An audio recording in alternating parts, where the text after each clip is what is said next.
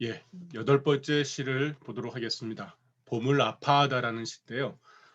우리 교재는 신면에 있습니다. 중간에 제가 한 2, 3페이지를 건너뛰었는데 마침 한참 좀 봄이잖아요. 그래서 이 상춘의 시를 좀 먼저 보려고 지금 건너뛰었습니다.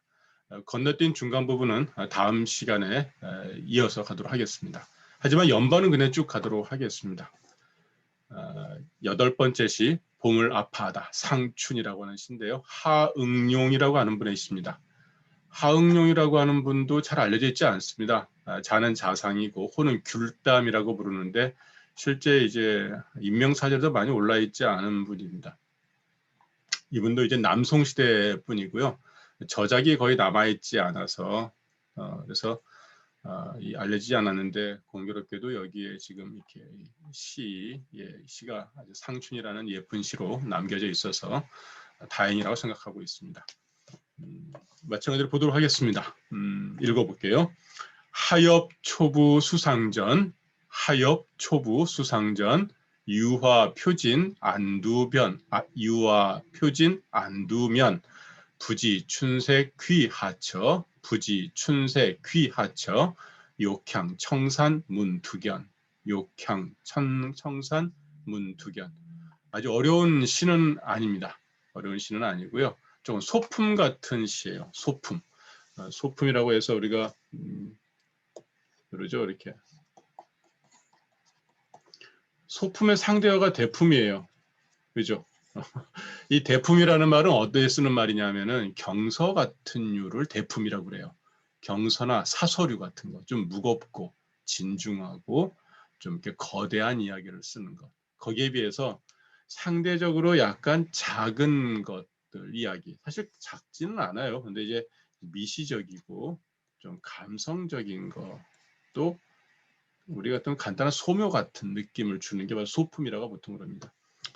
근데 훗날 이제 이 문학자들 가운데서는 대품이 이제 주류의 역할을 하면서 인간의 소소한 감정 세계를 무시하거나 소홀히 대하는 것에 대한 반발로 소품 부분을 조금 더 이 의미를 두는 그런 어떤 분들도 계십니다.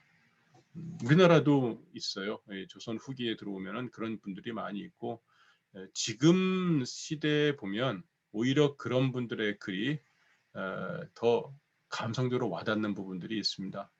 아내에게 주는 편지 속에 눈물 자욱이 보인다든가 또는 이제 친구를 애인 대하듯이 언제든지 오면 내가 자네를 위해서 곱게 곱게 이렇게 뭐 대접해 주겠네라는 이런 시라든가 또는 산문도 있고요. 이게 소품인데요. 제가 쓰는 소품 같다라고 하는 것도 그런 어떤 겁니다. 좀 이렇게 이 안에 거대한 사상이라든가 이런 게 들어있다고 보기 좀 어려운 시들인 거죠. 앞서 보았던 장제 시에서는 소박한 삶 속에서 천리를 구하는 어떤 인간의 모습을 우리는 읽어낼 수 있잖아요. 그런데 이 하응룡의 이 상춘이라는 시에서는 그렇지는 않다라는 겁니다. 당시 같은 느낌이에요. 어떻게 보면요. 보도록 하겠습니다. 하엽 또 연잎이 나왔네요. 연잎에 대해서는 한번 앞서 공부한 적이 있으시죠? 자, 하엽은 연잎입니다. 연잎이 초부, 초는 막 이런 얘기입니다. 막 떠오르는 겁니다. 부자는 떠올랐어요. 떠오르니 수상전이라 물 위에 동전이었거든이죠. 연잎이 이렇게 뜨잖아요. 이렇게 그죠? 연잎이 뜨는데 이게 이제 물가에 위로 올라오면 이렇게 올려놓으면 꼭 이게 동전 위에서 보면 요즘은 유행하는 드론이죠. 드론을 띄워서 보면은 이렇게 동전들이 이렇게 있는 것처럼 보인다 이런 얘기입니다. 그래서 연잎이 막 떠오르자 물 위에 동전이요 그랬습니다. 연잎이 떴고 아직은 꽃이 피지 않은 것 같죠. 그러니까 이제 늦봄 그다음에 초여름이라고 볼 수 있습니다. 한여름이 지나갈 무렵이 되면은 이제 연꽃도 지고 연잎도 이제 쓰러지죠. 우리가 다루는 시 속에는 안 나올 가능성이 큰데요. 왜냐하면 제가 이런 어떤 이 똑같은 연을 이제 형상화하는데 일본의 한시를 검토해 본 적이 있었습니다. 일본의 특히 이제 헤이안 시대 때 헤이에 시대 때 그 일본의 그 천황을 중심으로 한 이 귀족들이 썼던 이 칙찬 한시집이 있는데요. 거기에 보면 연에 대한 이 시들이 많이 있어요. 그런데 많은 경우 어떤 부분이냐면은 연잎에 이제 구멍이 나면서 말라가는 장면들, 꽃이 떨어지고 나서 다릉도릉 달려 있으면서 어떤 이 시들어가는 어떤 모습들, 근데 그것이 주는 어떤 그 미적인 측면들 이런 부분에 주목한 게 많더라고요. 그래서 처음에는 시를 가지고 해석하다가 너무 이게 어떤 모습이 잘 떠오르지 않았어요. 제가 봤던 이 연밭 같은 경우는 그런 것보다는 주로 연꽃 많이 본다든가 이런 거였거든요. 아니면 중국에서 봤던 것은 연밥들 떠 있는 연밥들 올라와 있는 것들이 이제 그것도 그 연밥 따가지고 이제 보통 이렇게 간식으로 이렇게 먹기도 하잖아요. 이렇게 그런 걸 봤는데 유심하게 이제 그 마음을 주고서 이렇게 연잎에 구멍이 뚫리면서 이렇게 나오는 장면들을 본 적이 없었거든요. 기억이 잘 없어요. 근데 일본의 한시들은 그쪽에 조금 더 세밀하게 묘사를 잘 하더라고요. 그래서 조금 다르다. 확실히 풍이 좀 시풍도 다르고 보는 관점이 조금 다르구나. 이건 심미적인 측면, 어떤 미학적인 어떤 이 사유 자체가 조금 다른 부분이 있구나라는 생각을 하고 있습니다.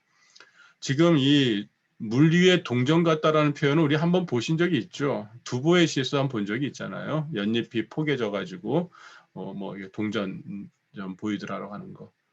그러니까 이 중국의 당시나 송시에서는 연잎이 물 위에 떠오르는 장면에 이런 동전 모양이라는 장면들, 이런 모습 표현들은 자주 이렇게 원형이 되는 부분입니다.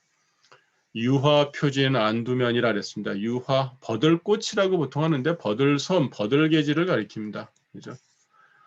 그걸 유화라고 부르고요. 표진인데 이 진자라고 하는 글자는 진이라는 글자는 모조리 모두라는 뜻입니다. 그래서 이걸 직역을 하면 표진은 모두 다 날아가다, 모두 나붓기다, 모두 난리다 이런 뜻이 돼야 돼요. 이렇게 해석이 됩니다. 근데 지금 제가 날려진이라고 한 이유는 요거를 글자 그대로 일단 한번 옮겨보려고 하다가 이 얘기를 이렇게 번역을 했습니다. 근데 사실은 모두 떨어지니, 모두 날아가니, 모두 나붓기니, 바람에 버들솜이 모두 날아간 겁니다. 근데 사실 이거는 봄은 봄인데 아주 늦봄은 아닐 수도 있어요. 그죠? 그러니까 초봄은 아니지만 이제 봄이 이제 한참 무르익어가는 즈음이라고 볼 수 있습니다. 표는 바람에 나붓기다, 난리다. 진이라고 하는 글자는 앞에 표가 있으니까 우리가 바람에 이 버들솜이 다 날리는 거로 이렇게 해석을 합니다만은 예컨대 설진, 눈이 닿았다, 다 녹았다라는 얘기죠. 그러니까 이 진이라는 것은 그 문맥 속에서 의미를 조금 더 살려서 번역할 필요가 있습니다. 표는 바람에 나부끼는 거고 다 날아간 거니까 날빛자를 집어넣으면 되는 거죠. 그렇죠? 나부껴 날아가니 이런 얘기죠. 안두면이라. 안은 강한 해안 이런 것처럼 물과 만나는 곳이 아니라고 그랬습니다. 물과 만나는 언덕이라고 되어 있으면 강한쯤 되겠죠. 또는 호안도 될 것 같아요. 여기 연도 있고 버드나무도 버드나무 주로 물가에 심어 놓잖아요. 그러니까 물가라고도 볼 수 있을 것 같아요. 언덕가라고 번역이 되어 있습니다만 이것은 이제 강한은 이제 강이죠. 또는 해안 그러잖아요. 호안도 돼요. 호안 그렇죠. 호수가 이렇게 있으면은 호수 주변이 바로 여기가 호안이 되는 거죠. 여기에 이제 나무들을 심어놨고 이런 겁니다. 그러니까 이거는 물가라고 번역하는 게 제일 무난할 수 있습니다. 특별히 틀리지 않을 수 있죠. 그러니까 물가의 면화로다. 면이라는 손면자인데 면화를 보시면은 정말 이렇게 뭐 솜털처럼 나오잖아요. 꽃들이. 그렇죠? 이게 나중에 우리 목화죠, 목화. 그죠? 예. 여기 나오는 거 보시면은 이 뭉쳐 있는 모습이 바로 이 버들솜들이 뭉쳐서 굴러다니는 것과 비슷하다고 그런 거예요. 그러니까 버들솜이 모두 날려 떨어지니 날려지니 바로 이 강가의 면화솜이로다. 면화솜과 같도다 이런 얘기입니다. 앞에도 수상전에도 물과 물 위에 동전이 떠 있는 것 같구나 이런 얘기인데 같구나란 말을 굳이 번역하지 않는 이유는 또 면화솜 같구나라고도 하지 않는 이유는 이것을 비유로 일단 얘기하면 여자 같을 여자라든가 또 욕자 같을 욕자가 없는 상황에서 굳이 넣을 필요가 없고 그죠?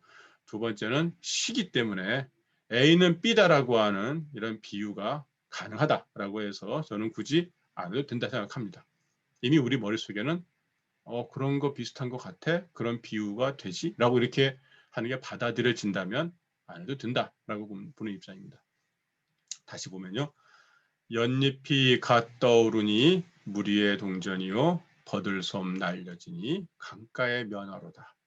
사실 강가의 면화가 되어버린 버들솜이 다 날아 떨어지고 난 다음에 그 다음에 뭐가요? 연잎이 이제 올라오는 거죠. 시기적으로 보면 동시긴 하지만은 이게 이제 우리가 이 과정상으로 보면 이게 진이니까 다 떨어지고 나서 연잎이 올라온다라고 이렇게 볼 수 있을 것 같아요. 근데 화면은 먼저 연에 받고 물 속이니까 보통 물 보면 물 가운데를 먼저 보잖아요. 주위보다는.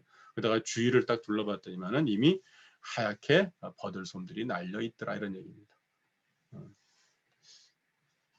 지금 봄철하고는 조금 달라요. 지금 좀 지나서 이제 보시면은 이런 것들을 느낄 수 있는데 우리나라에는 이 버들솜이 날려서 면화처럼 여겨질 정도로 깔려 있는 장면을 목격하기는 쉽지 않습니다. 이거는 근데 중국에 한번 가시게 되면은 보실 수가 있습니다. 저도 깜짝 놀랐습니다. 호흡기는 안 좋아요, 그죠?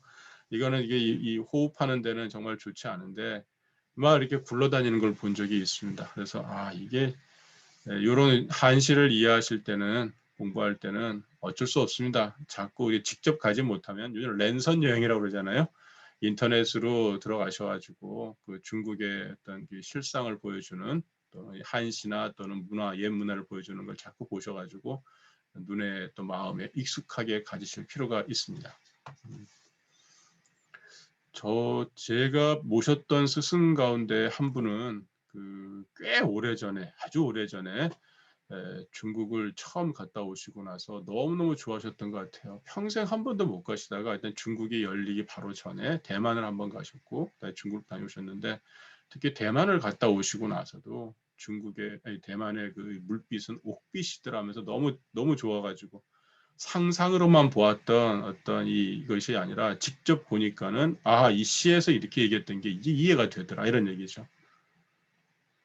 직접 보시는 게 제일 좋고요. 그렇지 않으면은 요즘처럼 이제 온라인으로 볼 수 있는 어떤 그 방법이 많이 있으니까 활용하셔가지고 자꾸 보시면 좋습니다. 저도 그 한시 테마기행 같은 거 자꾸 보면서 제가 가보지 못한 곳의 풍경들 또 그곳의 물상들에 대해서 자꾸 머릿속에 담아둡니다.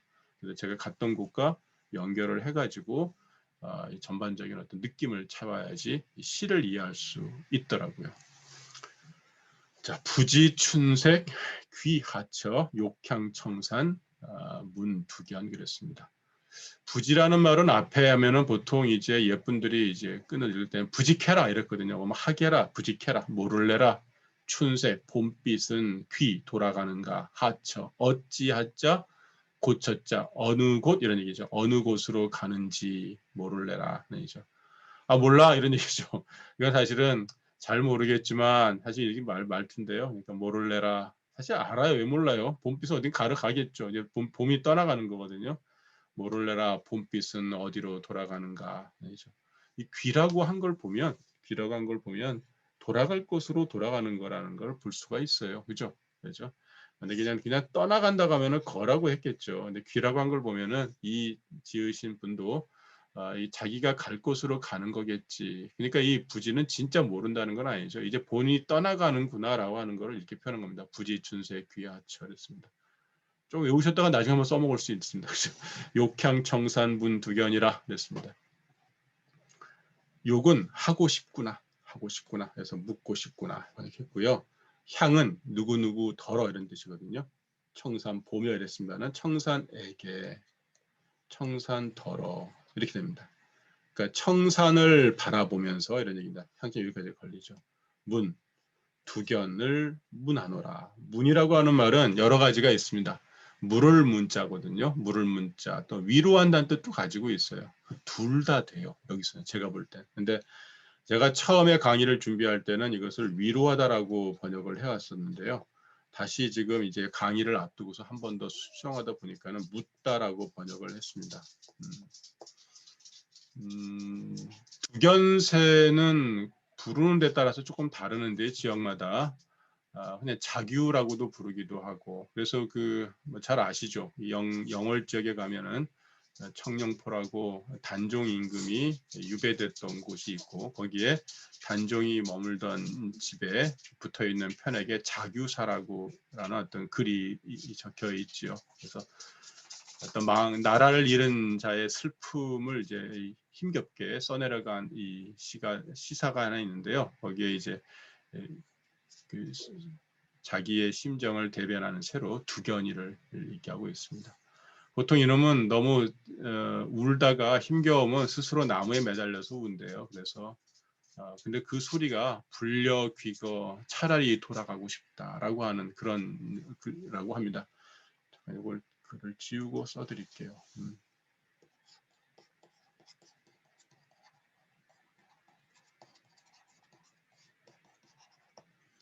불려 차라리라는 뜻입니다. A 불려 B의 비교격이에요. A 하는 것보다는 B 하는 게 낫다. 귀거는 뭐 도연명의 귀거래사에서 유래했겠죠. 그냥 돌아가자 이런 얘기죠. 그러니까 차라리 요걸 이제 앞에 나오면은 부사처럼 해서 차라리를 하면 됩니다. 차라리 돌아가자 이런 얘기죠. 어디로? 자기가 본래 있었던 곳으로 가자는 얘기죠. 그래서 여기만 빼가지고 불여귀만 빼가지고 또 이 두견이를 이름을 불여귀라고 부르기도 합니다. 원래 촉나라 촉당의 임금이었던 두라는 사람이 있었습니다. 근데 이 사람이 별령이라고 하는 사람을 이제 재상으로 삼아요. 그리고 자기의 왕위를 물려주고는 자기는 이제 스스로 도망하게 됩니다. 그리고 나서 두견새가 됐다고 하죠. 그래서 어느 날 이제 촉 사람들은 이 두견이의 울음소리를 들으면 이는 우리 망제의 목소리다라고 한답니다. 망제라고 그러죠. 망제. 스스로 망제라고 그랬거든요. 바라볼 망제.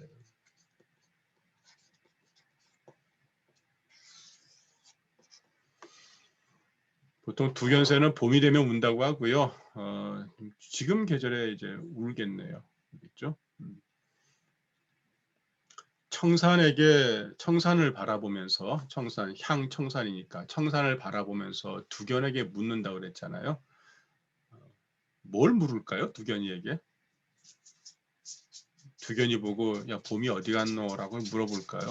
뭐 그럴 수도 있어요. 제가 묻다고 이제 나중에 고친 이유는 잘 모를래라 봄빛은 어느 곳으로 돌아가는가 나는 청산을 보며 두견이에게 묻고 싶노라라고 했습니다. 두견아 봄은 어디로 돌아가는 거 아니죠. 니는 도대체 어디로 가는 거? 왜냐면 이 친구는 늘 차라리 돌아가자 하니까 아마도 거기서 이 두견이를 불러낸 것 같습니다. 즉 이 귀하처할 때의 귀자하고 두견이 고사에 나오는 요 불여귀하고 연결을 해서 두견이를 끄집어낸 거죠. 봄의 물상이에요. 그러니까. 그런데 저는 이 문자를 또 한편에서는 위로할 문으로 볼 수도 있다고 생각합니다. 위로할 문. 문이라고 하는 게 안부를 묻는 거예요. 안부를. 그래서 우리가 문안을 드립니다 그러잖아요. 이거는 편안한가 그렇지 않은가를 묻습니다. 이게 문안이죠. 그죠? 문안입니다. 한때 아주 오래전에 이제 제가 그 중국에서 그 글씨를 배웠던 적이 있는데요. 그 글씨를 가르쳤던 친구는 저보다 20살 아래였던 친구였습니다. 청와대학교에 미술학과에 있으면서 서예를 했던 친구인데 개인적으로 저를 좋아했어요. 그 친구가. 그래서 이 남학생인데 어쨌든 이 한국 사람이 와서 글을 배운다니까는 되게 재밌었던 모양이에요. 근데 이 친구가 능력이 있는 친구였습니다. 약간 도인 같은 어떤 성격을 가지고 있었고 독특한 성격을 가지고 있었습니다. 이제 스토리도 말씀드릴 터인데 제가 말씀드리려고 하는 거는 저가 이제 글씨를 늘 숙제를 내주면은 꾀병을 내가지고 제가 안 해갔어요. 뭐든지 약간 숙제가 되면 공부 잘 안 하잖아요. 그냥 즐겁게 그냥 그때그때 배우긴 배우지만은 숙제 내주면 사실은 갑자기 이제 이게 뭔가 갑자기 공부가 되네 이러면서 싫어질 때가 있잖아요. 한여름이었습니다. 한여름이었고 이제 약간 이제 날도 덥고 또 이 뭐 3, 40도가 넘어가니까 너무 더워서 가기도 힘들고 그러니까는 뭐 거의 같이 배우던 그 학생이 하나 있어요. 저를 소개해준 학생이죠. 그 친구한테 소개해준 학생한테 나 아파서 못 가겠다. 그랬더니만은 그 친구가 가서 얘기했던 모양입니다. 근데 이 친구가 저한테 편지를 하나 보내왔습니다. 그래서 그 중간에 편지를 전해주면서 선생님, 이 친구가 이름이 문선인데 문선이가 책을 이런 편지를 보내주는 건 처음이죠. 그렇죠? 그래서 이런 어떤 편지 봉투 하나를 줬어요. 거기다가 뭐라고 썼냐면은 김형 그랬습니다. 이제 20살이나 위인데 김형 그랬습니다. 김형에게 드린다라든가 이런 것 같아요. 근데 편지를 딱 뜯어봤습니다. 딱 두 글자에 써 있었어요. 딱 두 글자. 글씨 잘 쓰거든요. 이 친구가. 문안 썼습니다. 문안. 감동 먹었습니다. 사실은. 글자는 두 개밖에 안 되지만 그 안에는 참 많은 이야기를 담고 있구나라는 얘기죠. 두말 않고 그 다음 시간에는 숙제해 가서 갔습니다. 숙제니까 너무 좋아하더라고요. 근데 문안이라는 말을 그때 처음 마음에 딱 꽂혔습니다. 마음에. 그래서 편안한지 묻습니다라고 하는 거죠. 사실은 편안하기를 당신을 위로해 봅니다. 이런 것도 돼요. 두 글자밖에 없었습니다. 난 문안. 딱 세 글자니까 김형 해놓고 나서 속에다 열었을 때는 편지지에다가 딱 문안 딱 두 글자 썼습니다. 독특한 친구예요. 글씨를 참 잘 썼는데 지금은 그렇게 사는 친구는 사실은 이 사회하고 어울리지 못한 부분이 있죠. 그래서 지금 스님이 됐다는 얘기를 들었습니다. 스님이 돼서 또 열심히 예술 활동을 하겠죠. 언젠가 연이 닿으면 또 만나지 않을까. 벌써 헤어진 지는 10년이 넘어가지고 연락은 끊어졌습니다. 안타깝게도. 그러니까 문선이라고 하는 거는 이 친구가 살았던 곳이 바로 주희가 살았던 곳이었어요. 주위에 백록동 서원이 있는 곳이어가지고 자기 어렸을 때 선생이 너는 꼭 공자님처럼 되라 했어요. 성이 왕씨였는데. 그래서 공자의 그 시호가 문선이잖아요. 문선공이라고 부르거든요. 그러니까 이 친구 이름에다 문선을 넣어줬다고 그러더라고요. 왕씨였던 것 같은데 왕문선인데. 이 본명은 몰라요. 본명은 모르겠고 자기 선생이 져준 요 이름만 전 기억을 합니다. 문선이라고 불렀기 때문에 친구가. 그래서 문한자만 보면 그 친구 생각이 좀 납니다. 그리고 제가 문을 단순하게 물어본다라고 하는 것만이 아니라 그러니까 봄이 어디로 갔노라고 물어보는 게 아니라 두견이 너는 잘 지내니? 라고 물어보는 위로하는 어떤 이야기도 되지 않겠나 싶습니다. 왜냐하면 이 두견새가 갖고 있는 슬픈 이야기 때문에 나라 잃고 외로워서 울고 있는 이 망제의 넋이 담겨 있는 두견이를 보면서 두견이 울음을 들을 때면 너는 괜찮니?라고 물어보는 거죠. 우리가 어느 지역에 내가 살고 있는 이 산하가 너무 좋을 때 산에 가서 묻잖아요. 산하, 강하 잘 지내니? 예전이나 지금이나 똑같이 흐르고 우뚝 솟아있구나 고맙다. 항상 있던 거. 우리 고향에 돌아가면 그렇잖아요. 고향에 돌아갔을 때 옛집이 그대로 있으면 야 반갑다. 너 그대로 있었구나. 잘 지냈니? 라고 물어보고 좀 이렇게 나무도 커 있으면 그동안 참 고생 많았다. 혹시 옛날에 키우던 강아지가 이래 살고 있으면 약간 삐쩍 여였겠죠. 나이도 들고 고생했다. 살아있구나. 고맙다. 이런 말. 저는 두견에게 묻는 이 하응룡 저자의 마음도 그랬을 거라 생각이 들고요. 그래도 너가 그렇게 슬픈 마음들을 물어대니 너도 힘들겠지라고 하면서 위로해 주는 것도 된다고 생각합니다. 편안한지 묻는 겁니다. 그러고 보니까 이 문두견이라는 말이 대단히 함축적이죠. 그죠?